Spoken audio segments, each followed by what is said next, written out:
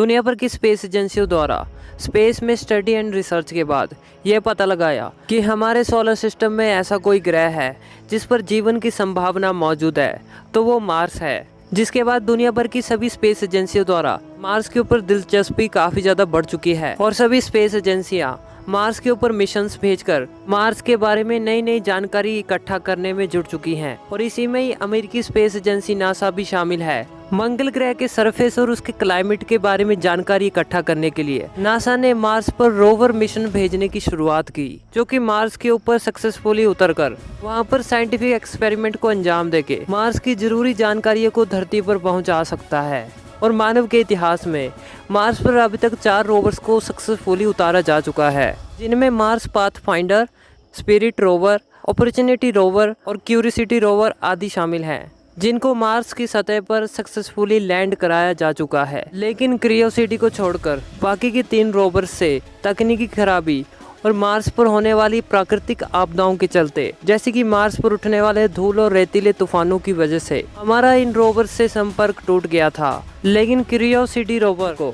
26 नवंबर 2011 में सिर्फ 6 महीनों के लिए नासा ने लॉन्च किया था। लेकिन ये रोवर आज भी सही तरीके से काम कर रहा है और मार्स की सतह से काफी सारा डेटा नासा को पहुंचा रहा है। लेकिन हमें रोवर्स के साथ भी कई दिक्कतों का सामना करना पड़ता था, जैसे कि किसी भी प्लेनेट के एक्सप्लोरेशन के लिए भेजे जाने वाले रोवर्स काफी ज्यादा स्लो होते हैं और इन्हें कई किलोमीटर्स की दूरी तय करने के लिए भी काफी ज्यादा समय लग जाता है। रोवर्स मंगल ग्रह पर मौजूद ऊंचे पहाड़ों और वहां पर मौजूद गहरे क्रेटर्स की रिसर्च करने में सक्षम नहीं थे, जहां पर जीवन के मिलने की सबसे ज्यादा संभावनाएं मौजूद होती हैं। हालांकि क्यूरियोसिटी रोवर को भी मार्स पर कई सारी दिक्कतों का सामना करना पड़ रहा है और इसी को ध्यान में रखते हुए नासा ने अपना मार्स 2020 मिशन को लॉन्च कर दिया है। दोस्तों, इस मिशन को 23 जुलाई 2020 को एटलस V541 रॉकेट की मदद से complex 41 Cape Canaveral air force station Florida से लॉन्च किया। तो नासा ने मार्स 2020 मिशन में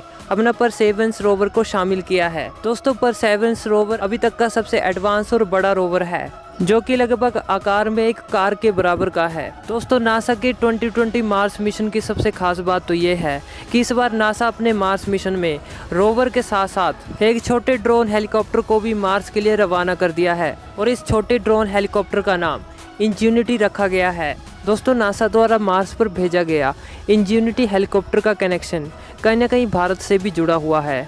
दरअसल इस हेलीकॉप्टर का इंजेन्युटी नाम भारतीय मूल की लड़की वजीना रूपाणी द्वारा सिलेक्टेड है। दरअसल नासा ने नेम द रोवर नामक एक प्रतियोगिता का आयोजन किया था, जिसमें वजीना समेत 28,000 अमेरिकी स्टूडेंट्स ने इस प्रतियोगिता में भाग लिया था, जिसमें वजीना द्वारा दिया गया ड्रोन हेलीकॉप्टर का नाम इंजेन्युटी सिलेक्ट किया गया। दोस्तों, नासा का परसेवरेंस रोवर और इंजेन्युटी हेलीकॉप्टर 18 फरवरी 2021 को मार्स की सतह पर लैंड करेगा, जिसके बाद परसेवरेंस रोवर और इंजेन्युटी हेलीकॉप्टर मार्स पर साइंटिफिक एक्सपेरिमेंट और मार्स एक्सप्लोरेशन के लिए रेडी होंगे और मार्स का लगातार डेटा धरती पर नासा को पहुंचाएंगे। दोस्तों, नासा के इंजेन्युटी हेलीकॉप्टर का वजन तकरीबन 2 किलोग्राम होगा और वहीं परसेवरेंस मार्स रोवर का वजन तकरीबन 1000 किलोग्राम होगा। और इसी के साथ नासा का परसेवरेंस मार्स रोवर पहली बार प्लूटोनियम को ईंधन के तौर पर इस्तेमाल कर रहा है। नासा के इस मार्स रोवर में करीब 23 कैमरे लगे हुए हैं, जो कि मार्स की तस्वीरें और वीडियोस कैप्चर करेंगे और साथ ही इसमें 7 फीट का एक रोबोटिक आर्म भी लगा होगा, जिसे रोवर ह्यूमन आर्म की तरह इस्तेमाल कर सकेगा और मार्स की सतह पर मौजूद रॉक्स एंड वहां के एलिमेंट्स पर एनालिसिस करेगा। इसके अलावा नासा के इस नए रोवर में ड्रिलिंग मशीन भी लगी होगी, जिससे कि वो मार्स की सतह के कुछ सैंपल्स लेगा, जिससे वो धरती पर भेजने के लिए इसे लॉन्च कर देगा। और वहीं नासा का ingenuity helicopter Perseverance Mars rover के नजदीक होगा और उसके संपर्क में बना रहेगा। नासा के इंजेन्युटी हेलीकॉप्टर में कुल 6 लिथियम आयन बैटरीज होंगी और उसके फैन के ऊपर एक छोटा सा सोलर पैनल भी लगा होगा, जो कि मार्स पर सूरज की रोशनी का इस्तेमाल करके उन बैटरीज को चार्ज करेगा, जिसकी मदद से ये एक बारी में 7 फीट तक ऊंचा उठेगा और 6 फीट तक आगे जाएगा और इसी तरह से ये हर बार धीरे धीरे आगे बढ़ने की कोशिश करेगा और इसी दौरान नासा के इंजेनिटी हेलीकॉप्टर मार्स पर मौजूद कई सारे क्रेटर्स और बड़े बड़े पहाड़ों की रिसर्च करेगा तथा वहाँ पर जीवन के अस्तित्व का पता लगाएगा।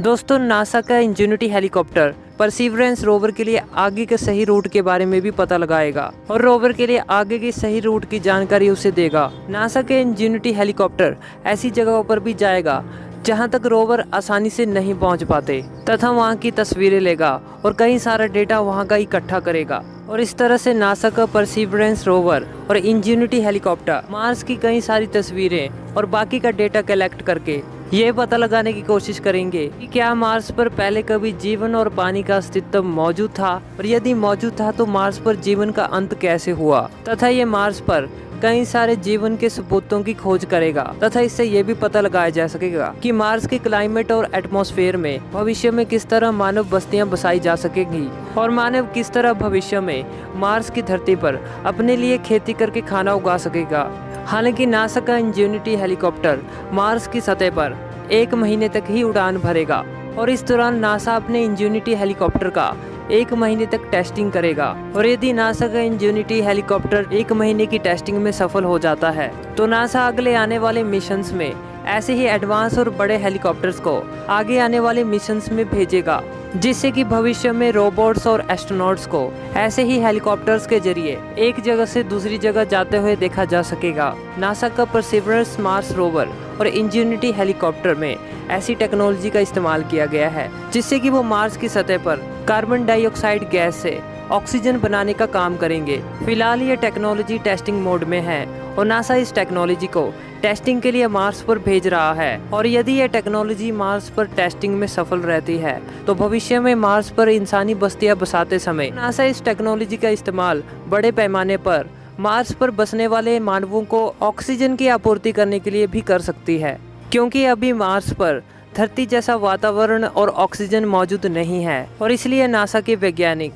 मार्स को ट्रांसफॉर्मिंग करने की योजना पर काम कर रहे हैं, जिससे कि मार्स पर इंसानों के रहने लायक धरती जैसा पानी और वातावरण तैयार किया जाना है। हालांकि अमेरिका की private space agency SpaceX company द्वारा 2024 तक पहले मानवों को मार्स पर भेजने की योजना भी बना ली गई है और नासा भी मार्स पर फ्यूचर में इंसानी बस्तियां बसाना चाहती है और इसलिए नासा ने अपना मार्स 2020 मिशन को अंजाम दिया ताकि मार्स का ज़्यादा से ज़्यादा डेटा कलेक्ट किया जा सके, जिससे कि नासा और स्पेसएक्स को मार्स पर इंसानी बस्तियां बसाने के लिए काफ़ी हद तक मदद मिलने वाली है। हालांकि फिलहाल नासा की सबसे बड़ी चुनौती परसिवरेंस मार्स रोवर और इंजेनिटी हेलीकॉप्टर को सक्सेसफुली मार्स पर लैंड कराना है और नासा की दूसरी सबसे बड़ी चुनौती ये है कि परसिवरेंस मार्स रोवर का मार्स पर सक्सेसफुली लैंड हो जाने के बाद इंजेनिटी हेलीकॉप्टर को रोवर से अलग करना है। हालांकि नासा के वैज्ञानिकों का विश्वास है कि ऐसा करने में वो कामयाब हो जाएंगे।